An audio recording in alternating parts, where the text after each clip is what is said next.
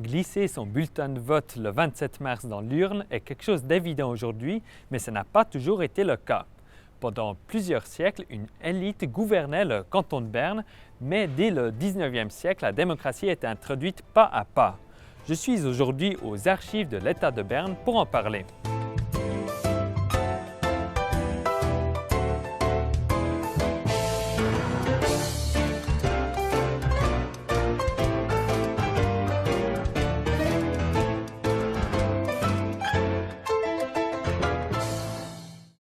Je suis aux archives de l'État du canton de Berne, au 3e sous-sol, avec Benjamin Riser, collaborateur scientifique ici aux archives. Monsieur Riser, depuis quand est-ce que la démocratie existe-t-elle à Berne? Das ist natürlich eine Definitionsfrage. Tout est une question de définition. La ville-État de Berne était très puissante pendant très longtemps. La campagne obéissait à la ville. Et c'est resté comme ça jusqu'à l'invasion française, plus précisément lorsque les Français prennent Berne en 1798. Das Berner Gebiet erobert haben. Und zu diesem Zeitpunkt hat man À ce moment, on imagine la République helvétique au sein de la Confédération. Des régions que Berne dominait obtiennent soudainement une voix. L'Argovie, qui était bernoise, devient un canton et le canton de Vaud voit le jour alors que c'était aussi un territoire bernois. Also ein wichtiges Gebiet wird ein eigener Kanton. Der Kanton Waadt entsteht, auch ein Untertanengebiet von Bern. Cela engendre beaucoup de changements et ça continue au début du 19e siècle. Si on veut savoir à quel moment le canton de Berne a commencé d'exister dans la forme qu'on lui connaît aujourd'hui, on peut dire que c'est à partir de 1831 avec la constitution de cette année-là.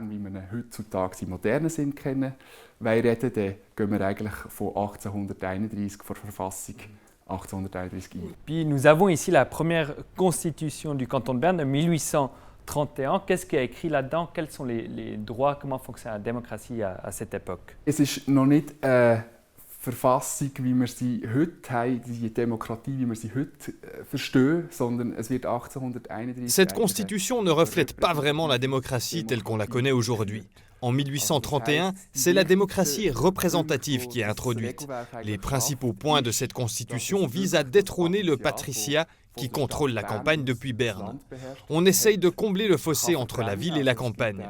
Le deuxième point régit le droit de vote, mais ça ne fonctionne pas du tout comme aujourd'hui. Par exemple, tout le monde n'avait pas un droit de vote direct pour élire le Grand Conseil. Dass man eben zwar Mitspracherecht gibt, Wahlrecht, aber das funktioniert noch nicht wie heute. Also es hat noch nicht jede Person ein direktes Wahlrecht im Grossrat beispielsweise. Et qui est-ce qui pouvait être élu à l'époque? Wir sehen in dieser Verfassung, das ist auch ganz klar niedergeschrieben. Man sieht hier unter Titel 2. C'est écrit clairement dans la Constitution. Le point 2 s'appelle « Droit de vote, éligibilité et votation ».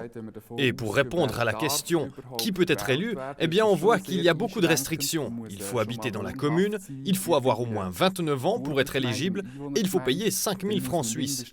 Pour pouvoir voter pour le Grand Conseil, il faut donc être propriétaire. Ce n'est donc pas démocratique au sens qu'on connaît aujourd'hui.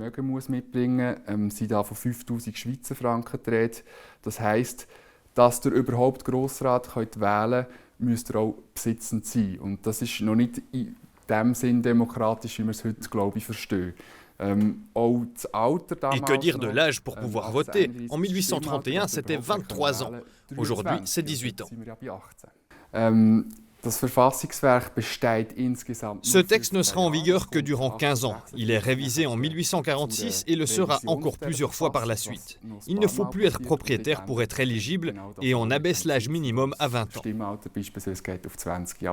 Donc c'est aussi à ce moment aussi que ça se rapproche un peu de la démocratie qu'on connaît aujourd'hui et aussi, il me semble, avec la démocratie directe.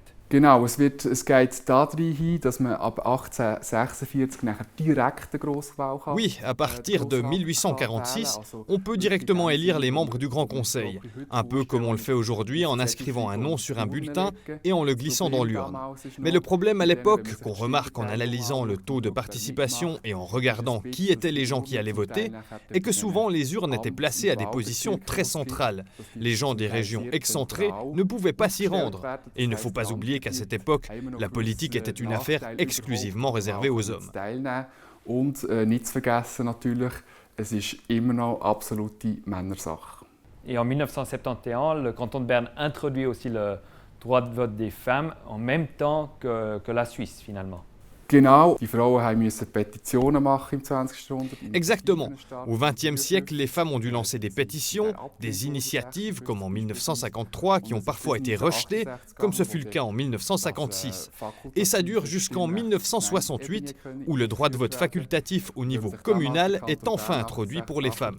Et si on regarde une carte du canton de Berne à cette époque, on voit une nette séparation nord-sud. Au nord, beaucoup de communes accordent le droit de vote aux femmes. Il y en a bien moins au sud du canton. Lorsque les femmes obtiennent le droit de vote au niveau fédéral, le canton de Berne l'inclut heureusement aussi au niveau cantonal avec 80% de oui.